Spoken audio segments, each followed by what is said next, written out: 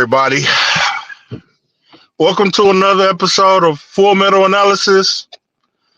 Let's get right into this shit, man. The Detroit Lions came out and hammed it up last night. Got put out in what was essentially their first round of the playoffs. And I'm gonna take a lot of heat for this, man. May as well because people are coming from all the woodworks talking their junk anyway. But Lions fans may as well jump on board because I'm just gonna go ahead and ask the question, dog. You know what I'm saying? I defended Jared Goff all season long. I came a long way. He he proved himself to me. You know what I'm saying? And I've had to defend him from all the haters all around the things. And we asked the question last week about Mike Tomlinson. But is Jared Goff your clutch guy? Can this guy get it done in the big game? Man, clutch is a strong, strong word. Clutch is a strong word, man. And I'm gonna go ahead and pile on. I'm gonna go ahead and pile on everybody on you. Somebody picked Washington last week, and I was ridiculed and mocked and shamed. I didn't pick them to win, but I just said that 9.5 was a lot of points. And watching that game, the thing that I've learned while we've been doing this the whole season, is the one thing you can't factor into making your pick is if the guys are going to show up. You know what I mean? Like when you think Lions versus Washington, in your mind, you put together this scenario where both teams are playing at full 100%. Full performance, exactly 100%. And when a team doesn't show up, you can't factor that. You don't know if a team's gonna show up. You're not in there. You don't know what type of mindset they have. But to your point, you do have a track record of their DNA. And I go back to Golden State, 2008 Golden State versus the Dallas Mavericks when Dirk Nowitzki and I think Steve Nash was the point guard on that team, and they was the number one seed in the NBA.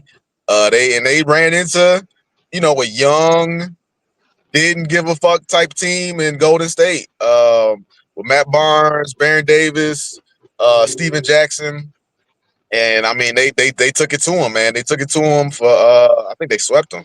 They took it to him every night, and that's kind of the vibe that I got from that game last night. And it wasn't that the Lions got completely decimated. It wasn't a blowout or anything like that, but it was just that it looked like Washington was the number one seed, and Detroit was the lower seed. But I mean, to answer your question, man, is Jared Goff that guy? It's a great question, man. I mean, if you look around the playoffs right now, Matt Stafford is still in the playoffs, and he's not the most mobile quarterback, but when you look at it, man, you got Lamar Jackson, you got Josh Allen, you got Patrick Mahomes, and now you got Jaden Daniels. The mobile quarterback. I mean, you've been harping on the mobile quarterback since I know you. The mobile quarterback is a thing now, man, and is Jared Goff that guy? Is Jared Goff that guy, man? In my heart of hearts, you know how I feel, man. Don't make me say it. Okay. I mean, don't to his credit, he was MVP candidate all season long. You know what I'm saying? If we read off his stats, he's gonna have amazing numbers. You know what I'm saying? No, okay, calm, cool, and collected Goff. But it's like when we in that big game, dog. Like last night. To your point, last night the Lions did pretty much what I expected them to do, all except for Jared Goff. Like the plays were there. Like Gibbs had 100 yards rushing. Williams had 60 yards rushing, and like the plays were there, man. Like the guys were open. He was missing throws. Like the touchdowns were there. You know what I'm saying? And like the one pick off in the end zone to JMO, I was like touchdown, and it was a pick. You know what I'm saying? The pick six, I don't know who the fuck he was throwing to. Like dog. Okay, you get sacked. Why do you throw the ball up in the air? Like this thing got sacked and just threw the ball. Bro, Like I mean, I was watching that play, man, and I thought he was about to get sacked. I'm like, oh man, he about to get sacked, and then he doubled down and made it even worse. It'd have been better if he just took the sack. It looked like it was one of those plays, like Tom Brady broke it down, and it was like you had Laporta short. You had, I think it was Tim Patrick out there he was throwing to. Tim Patrick was medium, and he was like, you know what, to hell with it. I'm going deep to, I guess that was Mikey Sainristil. Sainristil killed him. Well, no, I don't think it was Sainristil, but no, it was that. I never heard that guy, but he ran it back. But yeah, man. I mean, when you look at it, right? My thing is, this is my thing. This is what so I've been thinking about this all day. And my thing is, you ever know somebody, right? And you say your boy, you got your boy, and he like, dog, I work with this chick, man. She's so bad. He's like, oh man, you talk about her, you talk about her, and then you finally get to see her, and you like, okay, I mean, yeah, she's cute and everything, but damn, man, he was hyping her up. And, and the thing is, he works with this chick. So it's like, yeah, when you at work and like this is the only chick or she's amongst other chicks, it kind of boosts her up a little bit. It's the same thing. I was thinking like I went to a small school. So, anybody who was above 6 feet, they was they was automatically a big. like, you're not really a big, you just taller than everybody else. So you gotta be a big. And what I'm getting to, man, is that's in my opinion, that is a big problem with Detroit. Detroit gets these players and they hype these players up. They put these players on pedestals. And if these players were anywhere else, they wouldn't be as glorified as they are in Detroit. And Jared Goff, the writing has been on the wall the whole time. Because think about all the times that you've had a Jared Goff argument. What do people always say? Well, all he needs is, he just need protection, and you got to give him time, and he got to have his third receiver, and he got to have his primary receiver, and he got to have a running game, and all of this and all of this and that and that and that. And yeah, when you do all of that, 9 out of 10 times, he's going to have a phenomenal game. But I mean, damn, what if, and Dan Campbell talked about it all season long. When one unit is down, the other unit picks them up. Boom, boom, boom. Well, last night, everybody played okay. Every unit last night played okay. Nobody really picked up anybody else. But, to your point, yes, I would feel way more confident in the Detroit Lions if they had a quarterback out there who could play out there with no offensive line or play out there with the offensive line. Like somebody who doesn't need everything around him to go to work. If he was the catalyst for everything working, where a lot of these teams that are still in it, like look at Jaden Daniels, man. Like Jaden Daniels, Washington is not a phenomenal team, and he didn't even have an extraordinary game. Like he just went out there. Oh, I got the ball. Okay, pass. All right. They talked about it. The Lions had 4 turnovers, and Washington had none. Like if the Lions would have just went out there and not turned the ball over, then that game probably would have came down to a field goal. Duh. If we had not turned the ball over, I think, like you said, to your point earlier, if we had not turned the ball over, my prediction of beating that 9.5-point spread, I think would have came to fruition. But you can't go out there and turn over the ball like that, man. Think about it, dog. Like Jared Goff, and it's seeming like because I can't think of another factor. Like Like yesterday, Jared Goff got hurt, right? On the pick six, he got hurt. He went in the tent. Everybody's like, oh my good, oh my God, hope he's all right. Hope he's all right. But we scored a touchdown with him out of the game. And when he came back in, he continued to make turnovers. So I mean, like, what was the? I mean, besides the defense missing a ton of players, and Aiden Hutchinson standing on the sideline waiting to get his chance in the Super Bowl. What was the major factor that I don't even No, what else man. was it? Yeah, What else no. was it, dog? I'm with you, man. I looked And, at the box. I and, looked at the. Go ahead. no, I was gonna say, and one of those turnovers was J-Mo. I mean, that was a coaching mistake, but even so, that's still three turnovers attributed to Goff with points. I want to say at least 3 out of the Four. four turned into points. It was four turnovers. It was four. He had first No, four turnovers alone. no, one was J-Mo. But yeah, I misspoke. They had five total turnovers because J-Mo threw that pick. Goff got he got stripped for the fumble. He threw the pick It six. was five. Yep, he threw the pick six. He threw the touchdown, not a touchdown, interception, and then he threw that last touchdown on the last drive with like 26 seconds left. Um, but yeah, man. I'm with you, man. I looked at the box score and everything, and the Lions had a great game until you get to the turnovers because they beat the Commanders in yards. They beat the Commanders in pretty much every statistic. They even it didn't even feel like it, but they beat them. They were more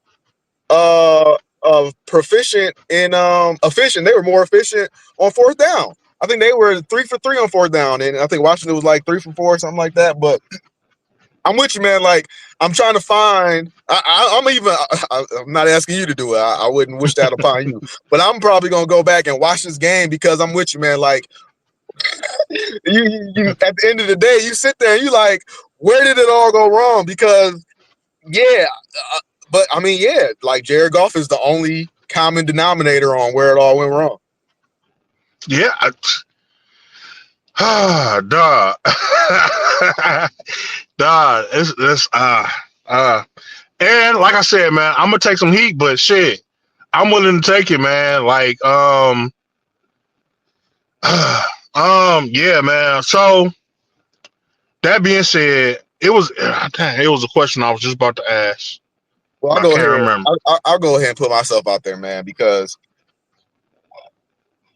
they made it to the NFC Championship last year, and Oh, that's what I was gonna say. looking back, man, God, what an opportunity we had there. And then now we lose in the division round, first game of the playoffs. And it's all predicated on Jared Goff and what he's going to do. And you look at the Rams and what they did, man. They sold the farm and they went out and got Stafford. Not even, Stafford, whatever, Stafford. They went out and got Stafford, and that was the last piece they needed to win a Super Bowl. And what quarter? I'm not saying we need to trade Jared Goff, but at the same time, man, could I envision somebody back there better than Jared Goff that would make me feel more comfortable to the Lions getting a Super Bowl? And I'm gonna be honest, man, I can't envision somebody. All right, so yeah. So that's what I was gonna say, man. Um, last week, yeah, I can visit somebody too. Last week, you asked me, if the is this season, if the Lions don't win the Super Bowl, is this season a failure? Um, this point, yes. We lost. I mean, we won. We broke records, franchise records this season. We won more games than Lions have ever won in the season. We were breaking records left and right. But at the end of the day, man, yeah, it's a failure, dog. Can I see should should the Lions trade Jared Goff? I mean, if they don't going forward, I feel like you just get the same, man.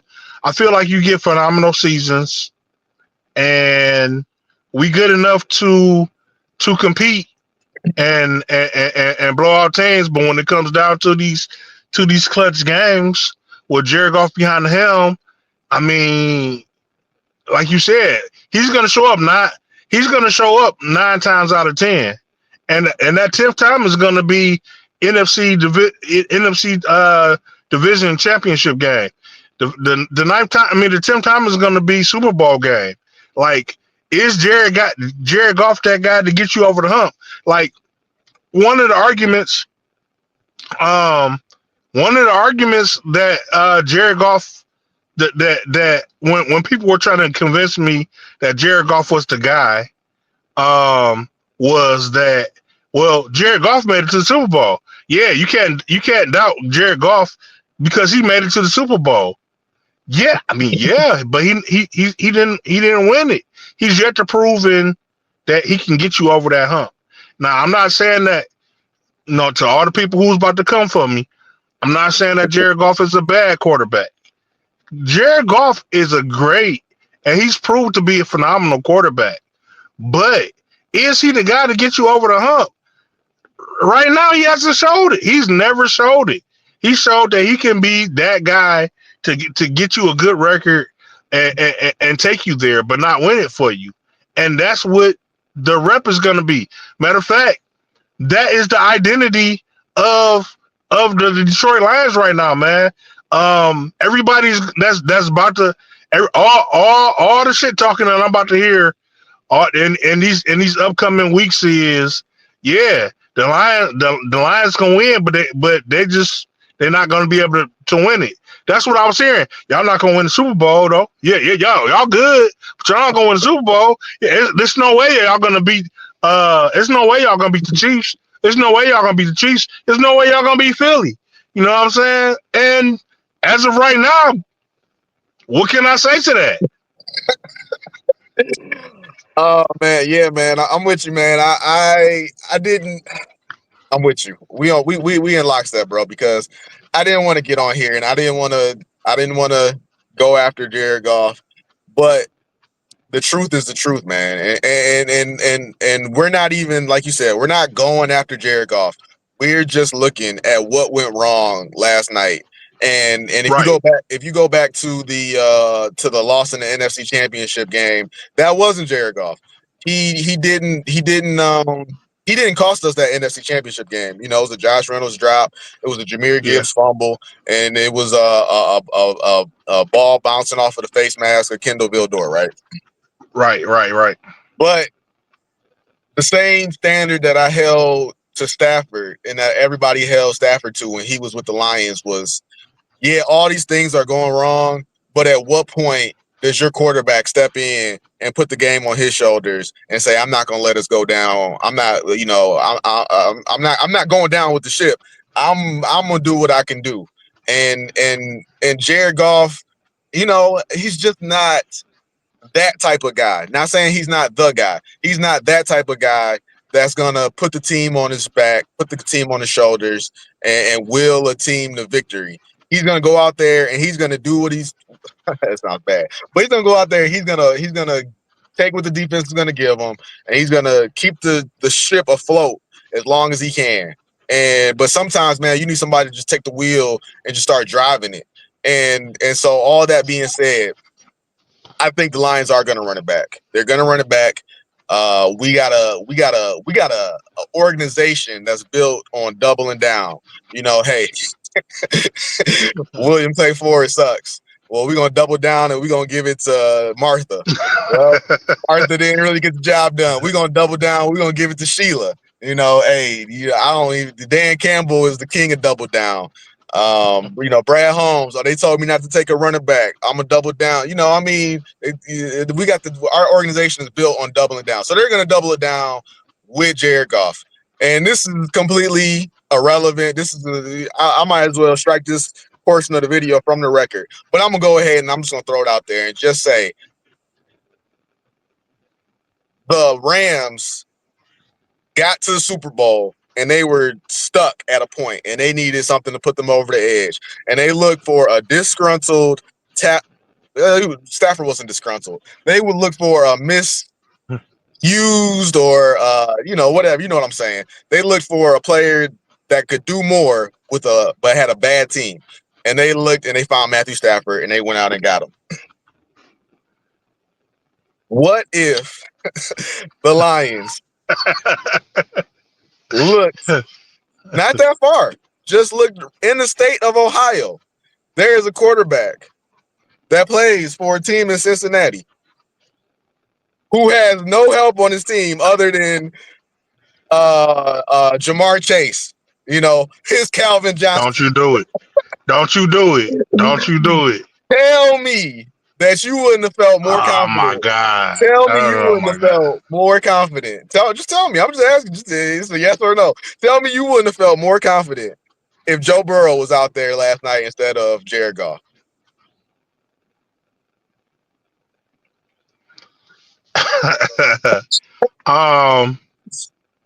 No, I can't say I would. Woo. Woo. I can't say I would. Stick with your guy, man. Stick with only, your guy. Only because Joe Burrow has the same thing, man. Joe Burrow was there in the big game, man. He's been there in the big games, and when he did have the help, he did win the big games. I've never watched a game and been like, you know what, they lost that game because of Joe Burrow. I can't say I've ever watched a Bengals game where I walked away with that thought in mind. Now, last night, though, we're sitting here talking about how essentially the Lions lost the game because of Jared Goff. Yeah. I mean, I don't. If you don't want, but is Joe Burrow a better quarterback than Jared Goff? Yes, he is. Has he proven that he can? Has he proven that he can win the big game yet? No, he hasn't. Well, no, neither did Stafford, but they went out and got Stafford, and it was that change of scenery because Stafford never gave any inclination that he was able to win the big game either. But they took a chance and they said that we're going to upgrade, and that's my thing with Detroit, man. Not to cut you off real quick. The Pistons played the Phoenix Suns yesterday, right? And they lost that game, but it was a very closely contested game. Detroit had an opportunity to win that game, and they lost. And I walked away from that game thinking the Phoenix Suns just have a better roster than the Detroit Pistons. But the Detroit Pistons are getting everything that they can out of the roster they have right now. And if you just go around that entire roster, yeah, I like the Pistons right now. I like their roster. I like their team. But I could go to every single one of those positions except for Cade Cunningham, and I could upgrade that position. I could say, hey, we could get rid of this guy and we could bring in this guy, and he's not like a huge upgrade, but every position can be upgraded. There's nobody else on the team outside of Cade Cunningham that's not above replacement, and that's what I feel like it takes for the Lions. They need to look at some of the guys that we love, that we hold near and dear to our hearts. And they need to say, hey, man, we love you and everything. It's not personal, but we got to make a business decision and we got to upgrade. Essentially, even if we were to go out and get Joe Burrow, we would have to destroy the team to get him because there's no way Cincinnati is going to let Joe Burrow go. We would have to give them everything we own for Joe Burrow, and that would. So here's the question. To your point, you say that the Lions are going to double down. So, essentially, we probably going to lose Ben Johnson and AG this year. But our roster is going to look better with a healthy team next year.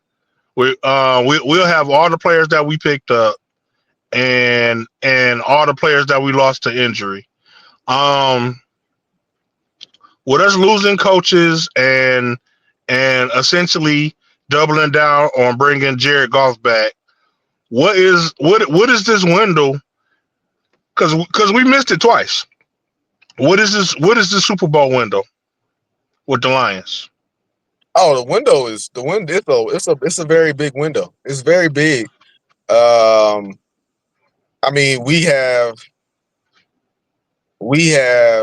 I guess if you want to put it, I would have to look at the contracts. But what I mean, whenever Brian Branch is due, um, that draft class, whenever those contracts start coming up, whenever Taylor Decker and what's my man, the center Ragnow, whenever Ragnow retire, all of these things coincide with about, I would say, roughly 2 to 3 years. Um, I got a question for you too, but what would you say the window is? I agree with you. We have about 2 or 3 years, but my concern is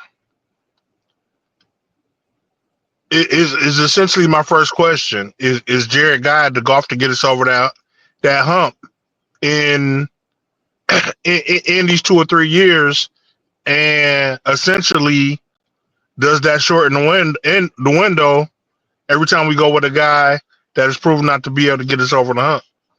Exactly, man. Exactly, and we've come full circle on this season, honestly, or at least to the trade deadline, we come full circle because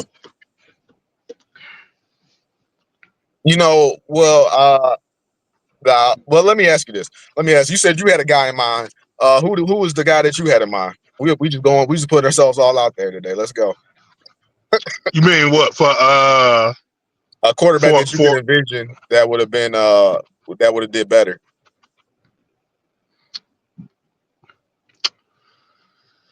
I don't I don't essentially have a guy in mind yet. Let me Oh, see. okay, yeah. I mean, I'll let you think I about it. mean, I mean, a guy in mind that's available. So let me see. A guy in mind that's available. Yeah, you go first. Let me think about it. Yeah. So when you look at it, right? So our window is 2 to 3 years. So what are your options, right? Like I said, the most realistic option and what's likely going to happen is they're going to double down and they're going to run it back. And there's no shame in that. If the Lions do win a Super Bowl in the next 2 to 3 years and you stick with your guys, hey man, it's nothing sweeter. But where I'm at is we're kind of in the F them picks window. That's that's the double down window is essentially as the same as the F them picks window. It's two rows, and which one do you want to go down? Now, if you like you said, it would take the farm to go get Joe Burrow, and I'll be willing to get a farm. I'm giving all the picks. I mean, we're right there. You want to bring in new people, and I mean, where are you going to slot in these rookies that you're going to use these picks on?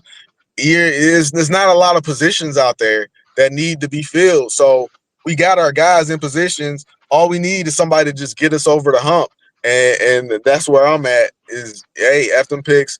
You go get Joe Burrow. You go get just somebody to upgrade at that position, man. It's far and to your point, and to all the Jared Goff supporters, there aren't many quarterbacks out there that are better than Jared Goff, but they are out there.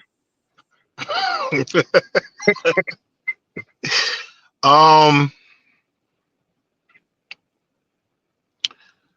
dog. Yeah, you're right. You're right. You know what? You're right. We here, man. So I'm just gonna go ahead and say it, man. You know what I'm saying?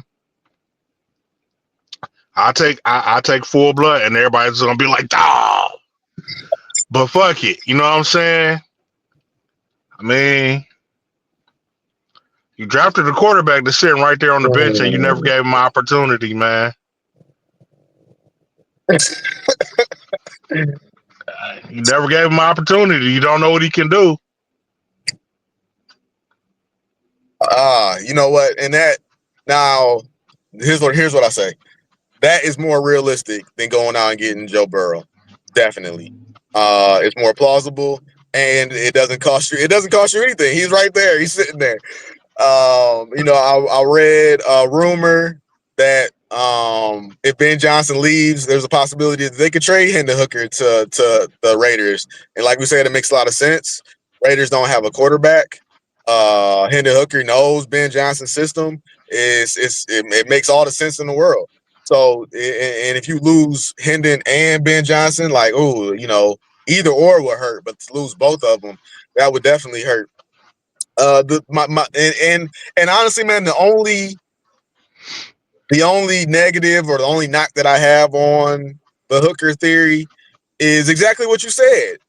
Nobody has given this guy a shot. When Jared Goff was out there last night and we were watching him crumble. Go on the tent. Oh no, I'm talking about just crumble in general. Right. Just fall apart. In the back of your head, you're like, damn, shit, maybe they need to bench Goff. And then you're like, well, they can't bench Goff because what are you going to do? Bring in Teddy Bridgewater to win the game? Like, that doesn't make a lot of sense. And then No, it doesn't. you can't bring in Hendon Hooker. I heard before the game that they I guess I don't know I don't know how the emergency quarterback works, but all I know is Hendon Hooker was the emergency quarterback. So my understanding is that he's not available barring an emergency. So they couldn't even go on to Hendon Hooker, which they wouldn't have. But yeah, man, all these people who don't want to see Hendon Hooker and all of that, I'm with you, man. Like, no, that would cost nothing. He's on the team already. And and I was listening to the radio, man, and people are questioning, Ben Johnson's game plan and how he. That's another person you could blame. You could blame the coaching staff, Ben Johnson, AG. You could blame them all. Questioning not their loyalty.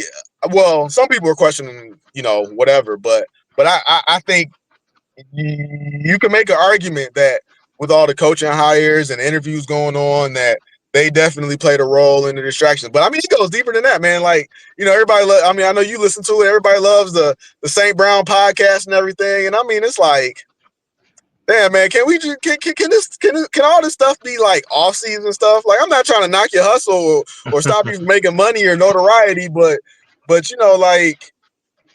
like, man, I mean, and those days are done. I know I'm not even that old, but I know I'm sounding like an old guy, but man, like, you just would love to see when the divisional round is on the way, everybody's locked in and nothing else really matters. The podcast I'm not mad at because no, Saint is solid no matter what. Saint, I've maybe seen Saint have like one bad game since he's been in Detroit. Saint is solid. Interviews during during the season might be a tad bit too much. Like, I hate to take a page out of Jerry Jones' book, but he won't even allow interviews for people, even when he knows he's going to fire them. So yeah, I mean that, and you have no season, he won't even allow interviews. But yeah, I mean, any job, if you're moonlighting, in a high profile job anywhere else in the world, you would essentially get fired because that company wants you to concentrate on what you're doing for this company and not have outside distractions. So, yeah, I can see that. The only thing is, though, that I mean, I can't really put that on Ben Johnson. The only problem I had with Ben Johnson's play call last night was uh the I mean, I love JMO. I love JMO, and all season long, we've been we've been we've been reveling in the fact that every guy on the team has had a guy to pass the ball downfield, and I'm not sure if JMO is the guy to pass the ball downfield. Like, I mean, St. Brown used to be a quarterback. David Montgomery used to be a quarterback. I mean, Panay Sewell threw the ball, but that didn't really work out. J-Mo throwing the ball. J-Mo never. I don't remember ever hearing that J-Mo was a quarterback and having him throw the ball downfield in a game where we're losing. In the playoff game, I just can't. I don't see. I don't think that's the best decision. Um, I'm not mad that they tried it, but you know what I'm saying. I just don't. I just feel like it wasn't the moment for it. So I don't really have a problem with what the coaches did last night. I mean, AG lost to Meek Robinson 2 games into the thing. We were already down Carlton Johnson, Carl Davis. We were already down a ton of guys. We never did see uh uh Rakestraw and Emmanuel Mosley. So it's just like the coaches. I mean, I can't really put that on the thing. Like literally, the only thing I can come up with was, I mean, is the turnovers from Jared Goff. I mean, yeah, the defense didn't make a stop, but we were down like like three cornerback, 4 cornerbacks, and an entire defensive line. So you can't really put that on them either. You know what I'm saying? They did the best they could do, and they were out there making plays. They did jump. They did have too many men. So you can say they had too many men on the field during that one play on the fourth down stop. But other than that, the coaches were pretty solid, man. I don't have the stats in front of me. I gotta disagree with you. I disagree with a lot.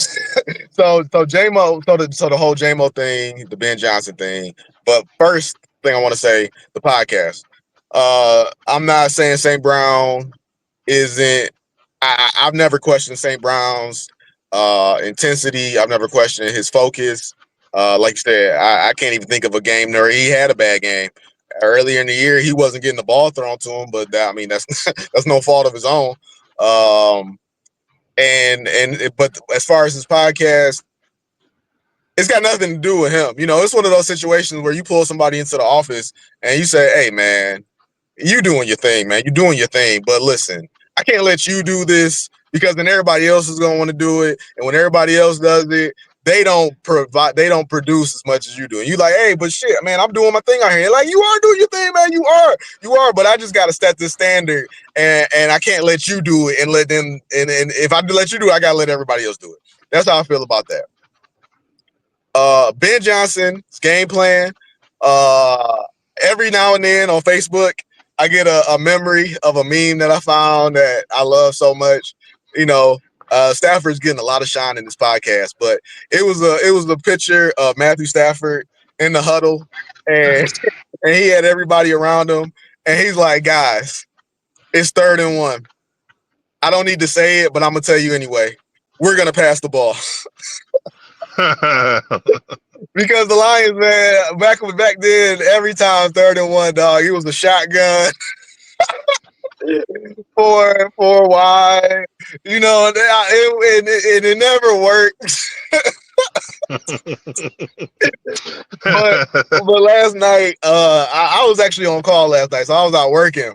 But I was listening to it on the radio, and all I heard was 3rd and 1. Jared Goff, he gets sacked, he loses the ball. Washington recovers it, and then TJ Lang was like, 3rd and 1.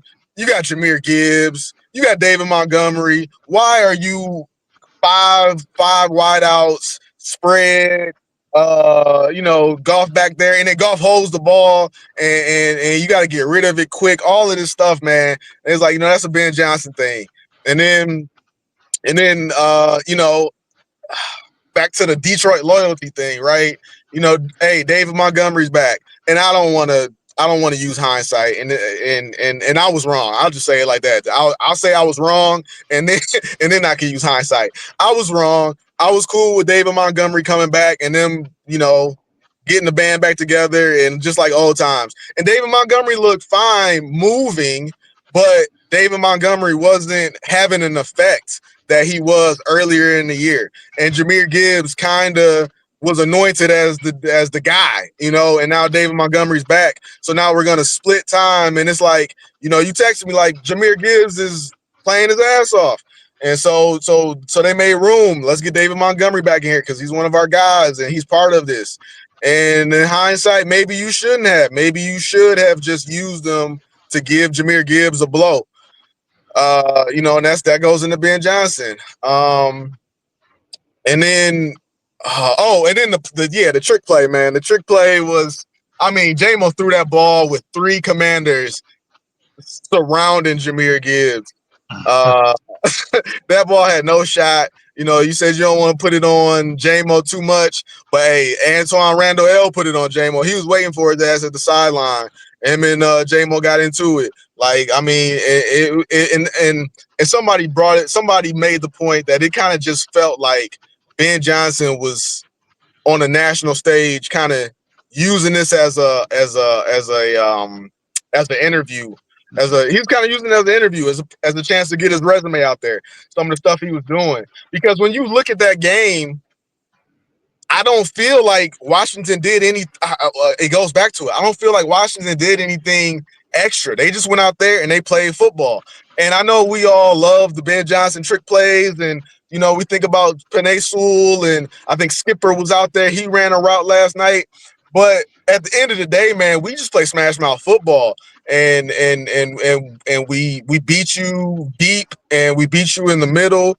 And that's what I think of when I think about the Lions. And the trick plays are cute and they're cool and they're fun, but that's not what we are built on. That's just our cherry on the top. That's just our behind the back pass. Like, yeah, we could hit you with the behind the back pass, but honestly, we killing you with bounce passes and just running it. We just running the ball. And so that was what I got from Ben Johnson. And as far as AG, I love AG, and I hope he does get a job. And I'm with you, man. I don't want to put too much on AG because, God, that defense is oh my God, it's nobody out there anymore. But going into the game, my thought process was that I told you the stat, like Jaden Daniels doesn't care about a blitz. He embraces the blitz. And on the flip side, when you don't blitz him, that's when he's more capable, more statistically likely to make a mistake. And so all season long, Aaron Glenn has been reluctant to really bring pressure like that. And every now and then he'll bring it every now and then. But for the most part, he plays a pretty straightforward game. And last night, I feel like they was trying to put pressure on Jaden Daniels, and you didn't have any of your horses. And Jaden Daniels, he was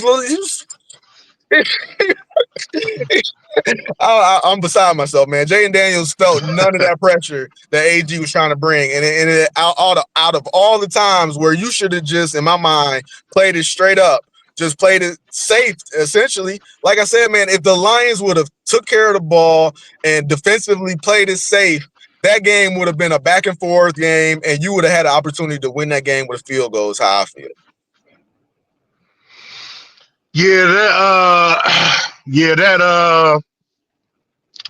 yeah. I mean, the pressure. He looks. Jaden Daniels looks dangerous right now because every time the pressure was going to get to him, he threw the ball right before it got to him, and it was the most accurate. It would be the most accurate pass I've ever seen in my life. He would throw it like 1 second before they got to him every time, and essentially that's that stayed in my head. What you just said that every time a team brings pressure on them, he's better. So that stayed with me last night. So that's why I noticed it. But I think that I don't think he made that game plan because of like last night. It seems like AG has been bringing pressure ever since Lee McNeil went down. And when Lee McNeil went down, he was like, "All right, we don't have an offensive line that can create pressure on its own. So I'm just going to bring pressure every game now."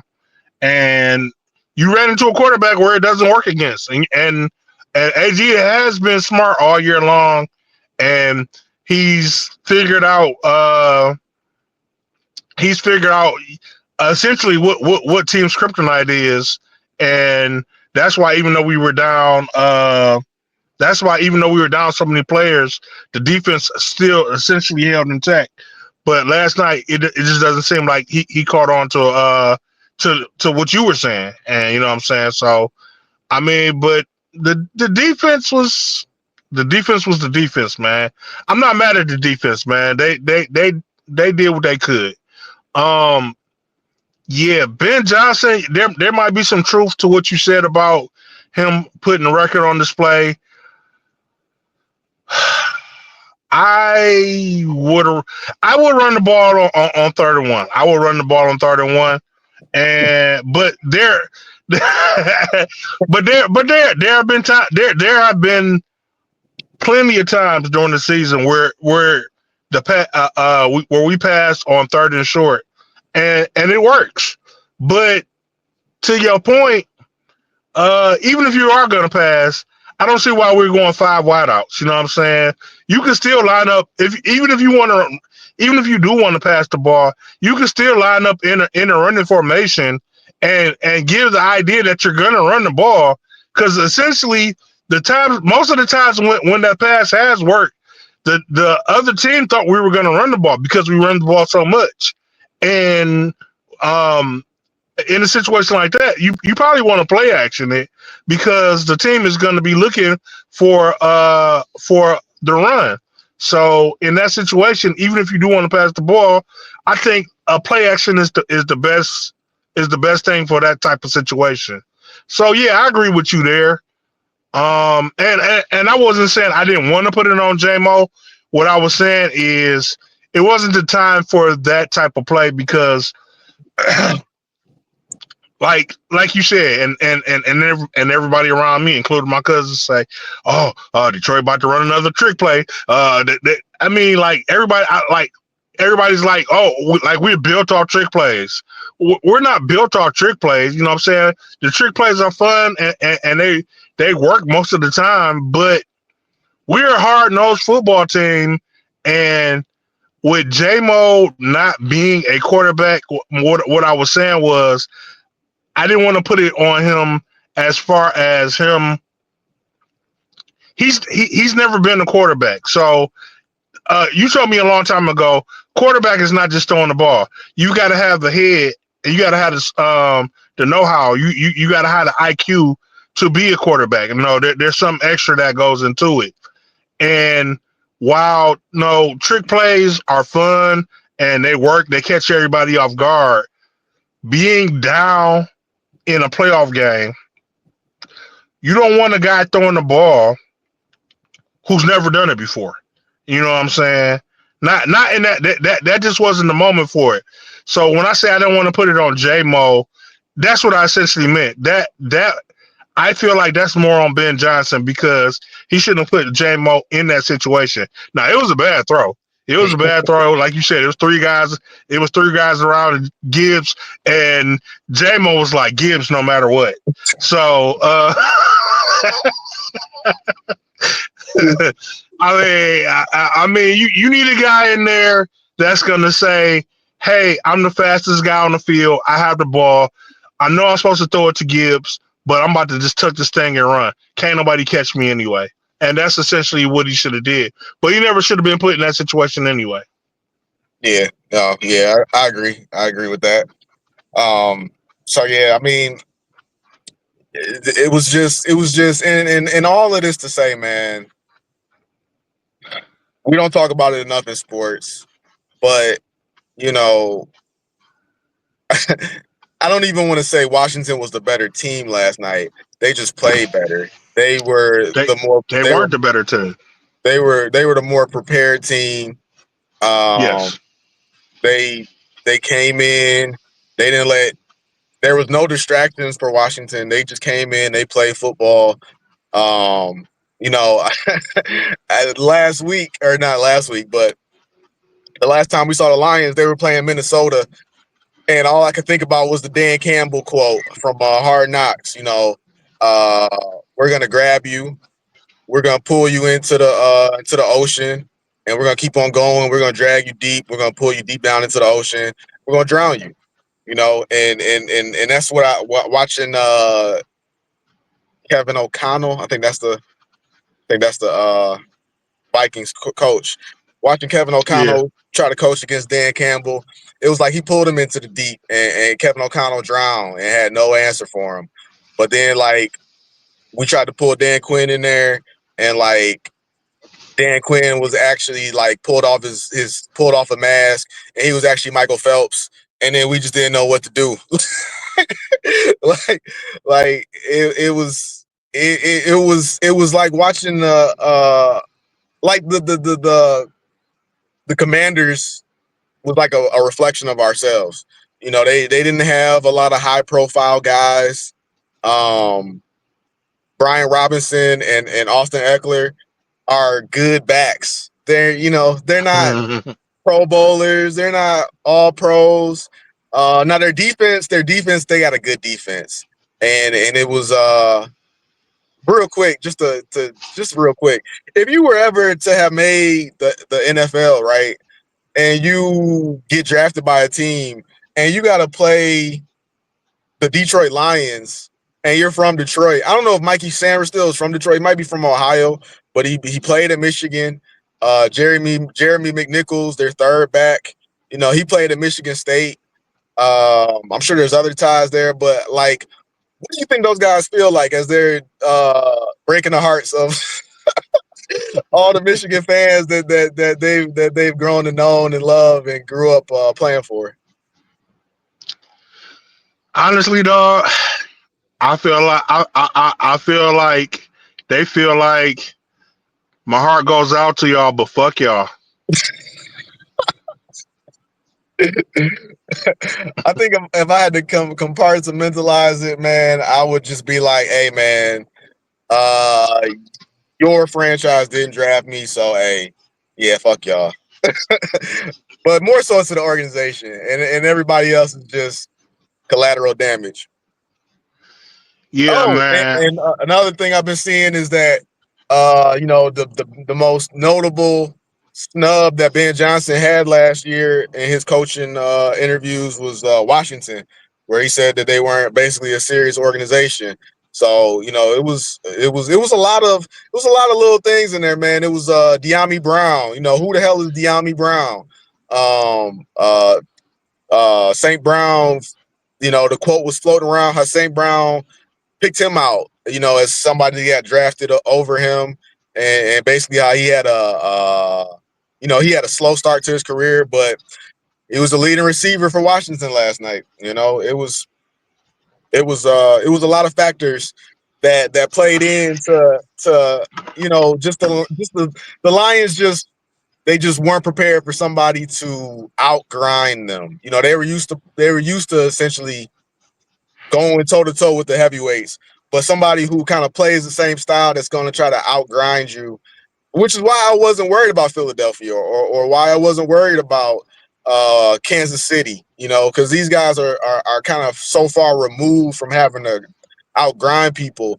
But Washington they were just a hungry dog, man. That's the only way I can put it. Um, I want to go back to one thing that I forgot to say about Ben Johnson and David Montgomery. So you said that uh, you thought he would be okay, David Montgomery, and last week I told you I had some concerns about David Montgomery, and they put him in the game, and like you said, he was fine. I mean, he didn't go out there and play terrible, but it was evident that he was not the David Montgomery uh, from throughout the season, and essentially, I think that if I noticed that and you noticed that I mean I wanted David Montgomery to go out there and do well, but we we've talked over about the years about guys being hurt, and you know what I'm saying, they want to play, but them going out there and playing hurt essentially hurts the team. And I think that's what kind of what David Montgomery did last night. Now I'm not saying that we should move away from David Montgomery, because I think that David Montgomery brings a whole element to the Detroit Lions that we need. He brings those angry runs, those tough runs, those banker yards that even when one or two guys hits him, he keeps his feet moving, and he drives the pile like another 5-6 yards. You know what I'm saying? Now, Jahmyr Gibbs can take some hits, but he's not moving the pile 5 or 6 yards. He'll push the pile forward, but you know, no, David Montgomery's got a little bit more strength in that. So I still think that he's essential to our running game. But last night with that MCL injury, that wasn't it, man. That wasn't the time for him. And like I said, Jahmyr Gibbs was going crazy and should have been the premier back. I feel like, and I understand because we were down, but there were key points in that game where Jahmyr Gibbs should have got some more touches, and I think those touches went to David Montgomery instead, and essentially we paid for that. Um, Damn, there was one more thing I was gonna say, but I can't remember right now. But Um, the one bright spot. It's not a bright spot. It's it's just a thought that I had, and it goes along with injuries and coming back from injuries. Um, it doesn't matter now, but I was starting to get worried about Hutch coming back, just because um, it would have been a miracle for him to make it back on the field after suffering the injury, and then rehabbing as hard as he can, and you'll listen to people. I listen to people on the radio all the time. 97.1 particularly, one guy drives me crazy, but I can already hear his narrative formulating like, yeah, Hutch is gonna play, but it's gonna be all about, does he trust his leg, and can he put the weight on his leg, and blah blah blah. And it's like, yeah, I mean, for some guys that's true, but I think Hutch only knows one way how to play football, and sometimes it drives me crazy, but a lot of times it's effective, and he is who he is as a player. So I just know as soon as he got back out on that field, I just feel in my heart that he would have just played football the only way he knows how to play football, and I would hate to see him re-injure that leg or do anything just to get back out on the field. So the fact that he has a whole off season now to recover, and we don't even have to cross that road, I feel at least there's not a whole lot of consolation, but I do feel better about that. yeah, man.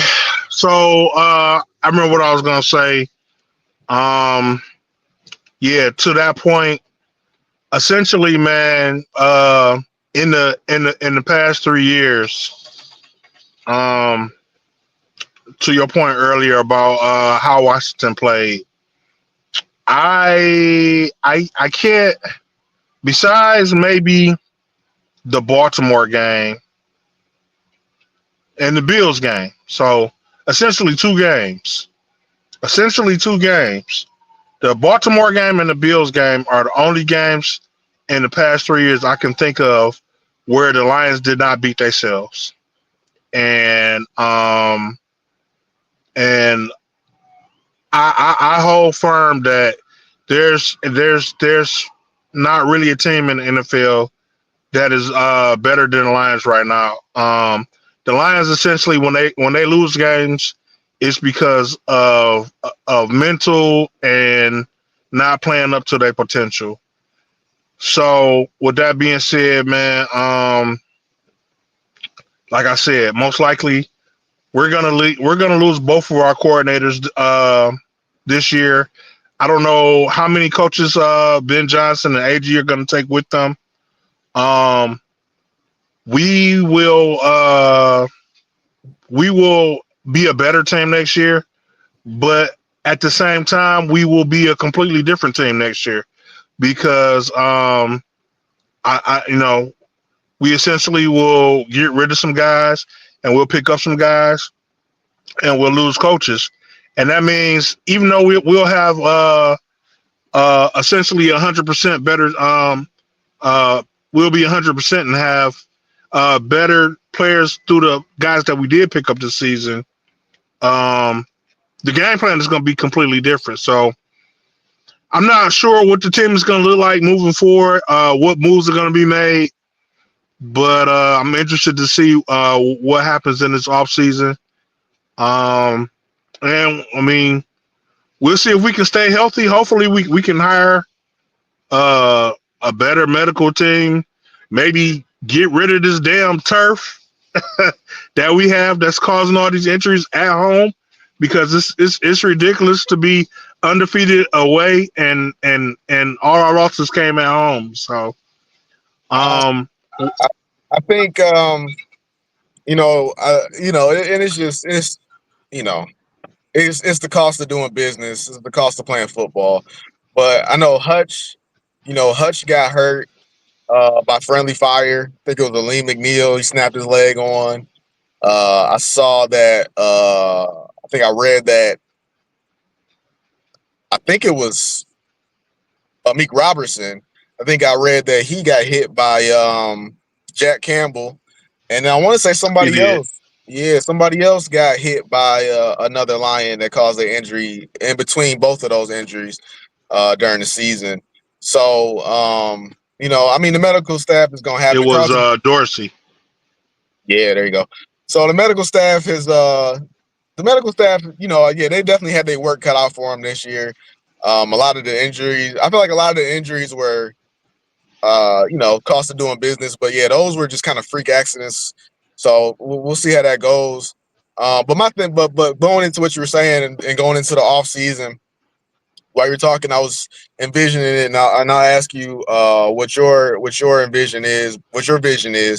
But I would say, man, if I could have a dream scenario, it would be that Ben Johnson does go to the Las Vegas Raiders. Um, he teams up with Tom Brady. They both agree that the best course that they could go is to tear down that team and start it from scratch. Uh, there is no reason to keep Max Crosby if that's the route you're going to go.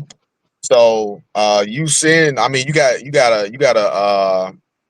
have a double agent over there now. So Ben Johnson gets in Tom Brady's ear and they make it happen, man. You send Max Crosby to Detroit. We'll send you back some picks, and we send you a quarterback in Hendon Hooker, and you get that other pass rusher because Zadarius Smith was a band-aid, bro. I mean, he was just a band-aid.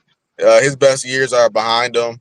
I'm not sure if he got 1 or 2 years left on his contract. I'd be interested to see what they do with him. But yeah, man, if you could come back next year with Hutch and Crosby, which was the dream all along, then hey, you could at that point, yeah, you keep Goff and you run it back. And that would and I mean your defense is gonna get healthy. People are gonna come back. Lee McNeil will be back. Carlton Davis will be back. So I would feel confident running the back with Jared Goff in that scenario if you go and make that happen. What I would say is I've never been a fan of giving up anything for Max Crosby. I wouldn't be mad at it if they did go that route. But essentially, my thing is you hold on to Zadarius Smith. You get Hutch back, like you said, you get a lean back.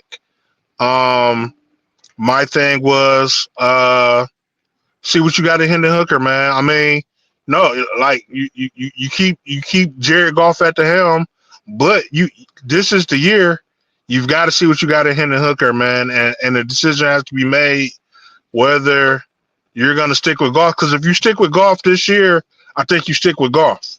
You know what I'm saying? And or does Hendon Hooker is year 3 now? Does he have what it takes to essentially turn into what you drafted him for?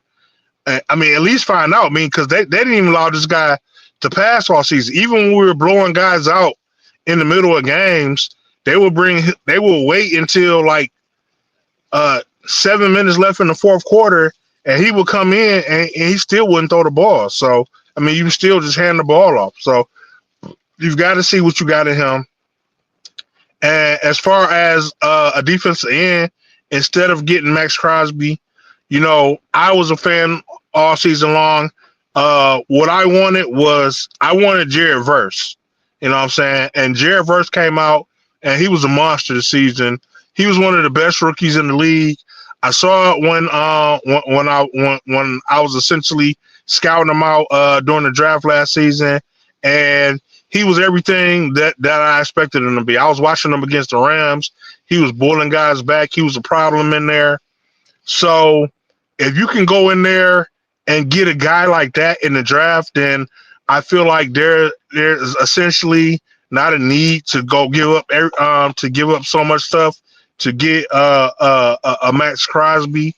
But if you can find a guy like that, I think you mentioned the guy from Ohio State, Walker. Somebody who's a young, fresh talent to put opposite side of Hutch, and you don't have to give anything up for it, man. I mean, you keep your picks. Uh, I think everything you need, you have. You know what I'm saying? You just got to tweak it right. You know what I'm saying? And Dan Campbell has got to do what he's been doing since he's been here, and essentially hire the coaches that's going to relate to the players. I mean, you're losing two guys. I'm gonna trust in Dan Campbell to hire the guys like he found Ben Johnson, like he had faith in AG, and bring in replacements that not can do what they can do, but at least are similar and guys that he has trust in and can do that. So but to your point, man, I mean, we pretty much got what we need. We just need those few tweak pieces, and we can get over the hump. Uh, you getting a new OC, so maybe but I don't get that. I don't get that vibe from Dan Campbell that he is as giddy about Hendon Hooker, and maybe I'm misreading it, but I just don't get that vibe that he's giddy about Hendon Hooker as I'm getting that JMO vibe that JMO had for so long, where it was like, yeah, JMO's doing good, but it wasn't like an excitement until like this year, where finally, now Dan Campbell is a JMO supporter. I'm not getting that vibe on Hendon Hooker in that way, but maybe that's just because Jared Goff is there and you don't want to stir up no trouble. So I can understand that. And you're gonna get a new OC. So I don't know, maybe in the in the back of the facility, they back there working on secret plays. I don't know, man. I don't think it's gonna happen. Uh Hendon Hooker Hendon Hooker already had a tough task of getting on the field ahead of him when he got drafted. But now he's in now's time, he's sitting behind a re-signed Goff with about 3 years left on his contract. The quarterback who just got the Lions to their most wins in franchise history at 15 wins. It's like, bro, it's gonna take an injury. It's gonna take an injury for Hendon Hooker to see the field. And even then, they brought in Teddy Bridgewater, which is understandable. It's a veteran, blah, blah, blah, blah, blah. But still, man, they went out and they got Teddy Bridgewater and made Teddy Bridgewater the backup over Hendon Hooker. So it's like Hendon Hooker's been with the team 2 years now, and you still don't give him that rope at all. So I don't know how realistic them going to Hendon Hooker will be. Well, I mean, and I'm not saying Hendon Hooker is the answer. What I'm saying is you've got to find out. I think for sure that Hendon Hooker has the talent, but he just hasn't been given that opportunity. And we all know that. To your point, just like JMO, he didn't get that opportunity for like 2 to 3 years. Uh, and the Lions like to bring people in slow. Yeah, Hendon Hooker does have a tall task to get on the field, and I'm not even. I mean, if Jared Goff is the better answer, then he's the better answer. But I can't say that. I can't really say that because we don't know what we don't know what Dan Campbell is thinking because to your point, he didn't seem like he liked Jamon when he first got here, but to that same point, he didn't seem like he liked Jared Goff when he first got here. I thought I swore up and down the first 2 years here, Dan Campbell hated Jared Goff. You know what I'm saying? And now he's this guy. So I'm just saying you have to find out this year if that's if you're essentially gonna stick with him, and most likely um, t- and most likely with what Jared Goff has been done, they are going to stick with him, and I'm not mad at that either. You know what I'm saying? I'm not sure he can win you the big game, but I'm not mad at it. I mean, Jared Goff has proven that he deserves to be here, and he deserves. I mean, and he's proven that the team loves him. You know what I'm saying? This is their guy. My only thing is, I mean, this can be like at the end of the day, we're in it to win the Super Bowl. We're in it to win multiple Super Bowls, and you know what I'm saying. You and me can be friends on the same team. If Marcus and Bruce were on the Lions, you know what I'm saying. I'm gonna ride for you. I'm like Marcus. That's my guy. That's my guy. But if Marcus is not the guy to get me to the Super Bowl, I, I, I mean, I'm gonna give you a dap and be like, man, good luck to you where you go next. You know what I'm saying? But yeah, So, Bruce might be like that, man. But I don't know if the Lions are like that. I wish they were. I really wish they were. The last thing I want to ask you though is last year we sat there, man. We sat there and we watched that draft, and before the Lions played, we watched the Kansas City Chiefs and the Houston Texans, and man, um, Will Anderson jumped out in that game. Just how dominant he was, and you know we looked at Will Anderson. We thought that was a pipe dream, and it turned out he went. I think he went number 2 overall. So I mean, a guy like Will Anderson, and it took him a year. You know, he was okay last year, but this year he really hit the ground. He really hit the ground running. So all that being said, Will Anderson went like 2, I think, overall. We watched Jared Verse fall all the way down to like 22, and then the Rams picked him up off the board. So, I mean, are you confident that they're going to be able to find a game record, with the 27th, 28th overall pick? well,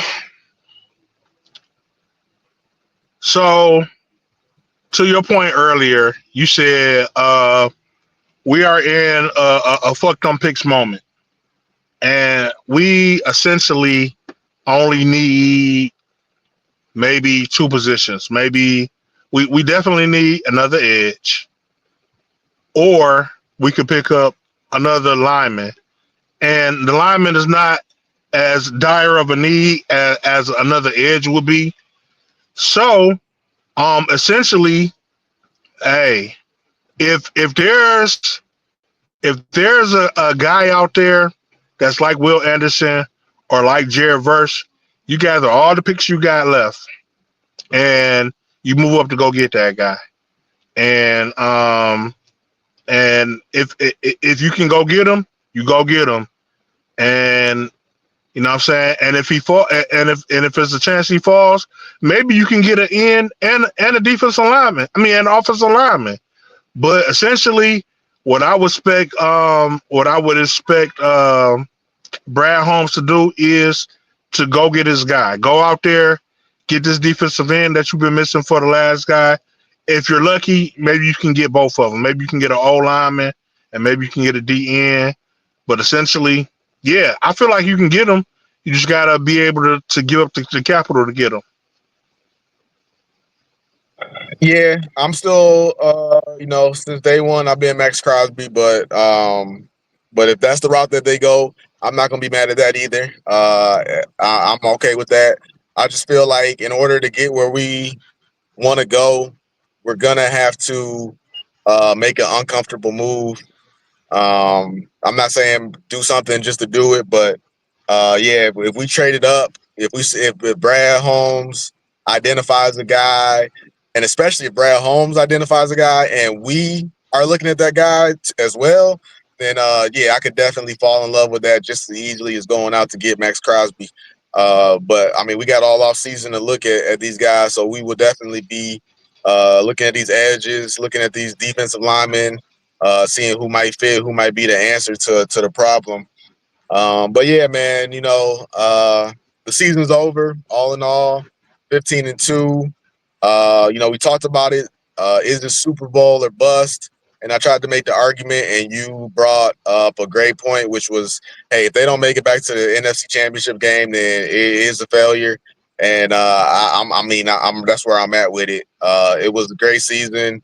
It was a lot of growth, and we saw what we saw. But losing to Washington in the divisional round and your first playoff game of the season, it's a heartbreaker. Everything else kind of goes out the window. And my biggest question is, man, where do we go from here? But everybody's gonna get back to it. Like I said, I'm sure we're gonna double down and we're gonna run it back. And I just want to see.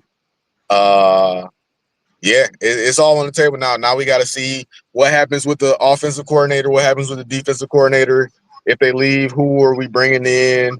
And what can we do to make this team better?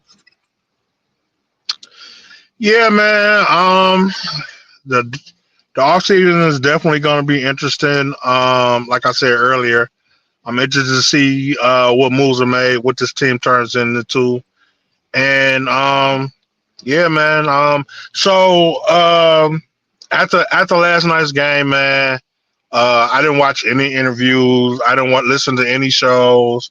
I essentially turned the game off and went to bed. I woke up this morning with all this stuff in my mind and started this podcast.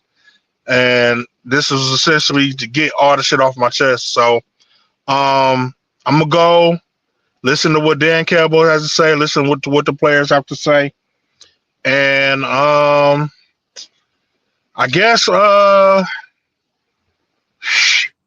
it's gonna be some bullshit, man. But we'll meet back up and we can see what happens with the rest of this non-important season.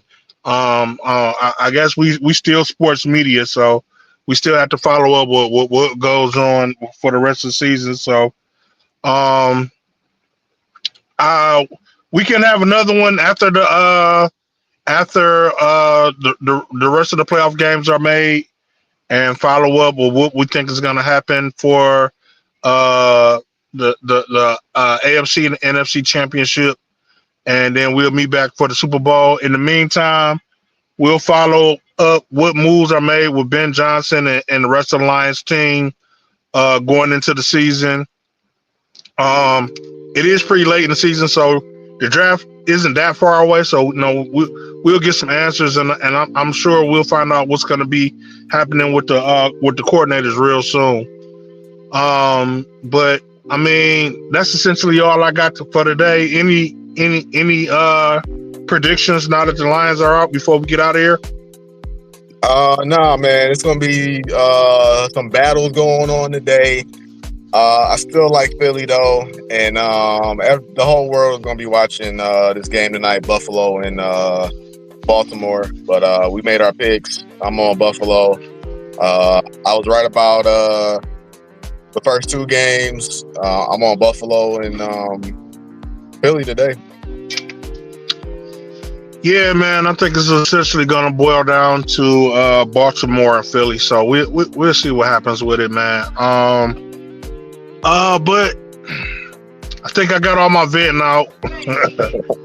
Now, you know what I'm saying? Just got to prepare myself for all the shit talking I run across from Detroit and North Carolina.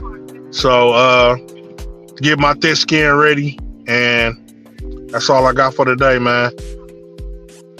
So, with that being said, I guess we'll see y'all back when we see y'all next week. Peace.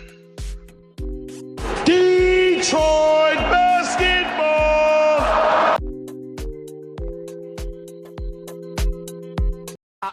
Playoffs.